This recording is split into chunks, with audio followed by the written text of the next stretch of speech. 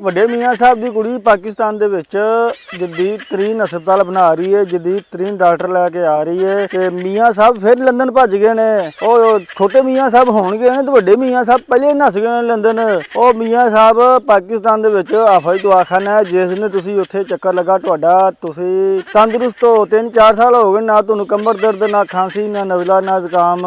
ਬਸ ਜਿਹੜਾ ਵੱਡਾ ਮੀਆਂ ਸਾਹਿਬ ਹੈ ਉਹਨੂੰ ਫਰਕ ਨਹੀਂ ਪਿਆ ਕਿਉਂਕਿ ਉਹਨੇ ਕਲਚ ਪਲੇਟਾਂ ਧੂਆਂ ਮਾਰ ਜਾਂਦੀਆਂ ਨੇ। ਛੋਟੇ ਮੀਆਂ ਸਾਹਿਬ ਨੂੰ ਮਾਸ਼ਾਅੱਲਾ ਕਾਫੀ ਫਰਕ ਪਿਆ ਤੇ ਮੀਆਂ ਸਾਹਿਬ ਫਿਰ ਭੱਜ ਗਿਆ ਉੱਥੇ ਇਲਾਜ ਕਰਾਉਣ ਜੋਗੇ। ਉਹ ਮੀਆਂ ਸਾਹਿਬ ਪਾਕਿਸਤਾਨ ਦੇ ਵਿੱਚ ਇਲਾਜ ਕਰਾਇਆ ਕਰੋ ਆਪਣੀ। ਮਾਸ਼ਾਅੱਲਾ ਵਜ਼ੀਰ ਆਜ਼ਮ ਨੇ ਬੜਾ ਪਿਆਰਾ ਹਸਪਤਾਲ ਬਣਾਇਆ, 60 ਮਿੰਟਾਂ ਦੇ ਵਿੱਚ ਕੈਂਸਰ ਦਾ ਇਲਾਜ ਹੋ ਜਾਂਦਾ। ਤੁਸੀਂ ਫਿਰ ਬਾਹਰ ਭੱਜ ਗਏ ਹੋ। ਔਰ ਨਵੀਂ ਗੱਲ ਇਹ ਹੈ ਵੀ ਪਾਕਿਸਤਾਨ ਦੇ ਵਿੱਚ ਹੁਣ ਅਰਬੀ ਦਵਾਖਾਨਾ ਵੀ ਆ ਗਿਆ। ਤੈਨੂੰ ਅਗਰ ਹਾਫਿਜ਼ ਦਵਾਖਾਨੇ ਤੋਂ ਨਹੀਂ ਸਮਝ ਲੱਗਦੀ ਸੀ ਨਾ ਤੇ ਤੂੰ ਹੁਣ ਅਰਬੀ ਦਵਾਖਾਨੇ ਤੇ ਆ ਜਾਣਾ। ਅਰਬੀ ਦਵਾਖਾਨੇ ਦੇ ਵਿੱਚ ਜਦੀਦ ਤਰੀਨ ਇਲਾਜ ਹੋਵੇਗਾ। ਹਾਫਿਜ਼ ਤੂੰ ਦਵਾਖਾਨਾ ਭੁੱਲ ਜਾਏਗਾ। ਹਾਫਿਜ਼ ਦਵਾਖਾਨਾ ਥੋੜਾ ਜਿਹਾ ਘੱਟ ਨਾ, ਅਰਬੀ ਦਵਾਖਾਨਾ ਥੋੜਾ ਜਿਹਾ ਹਾਈ ਲੈਵਲ ਤੇ ਬਣਾਇਆ ਹੈ।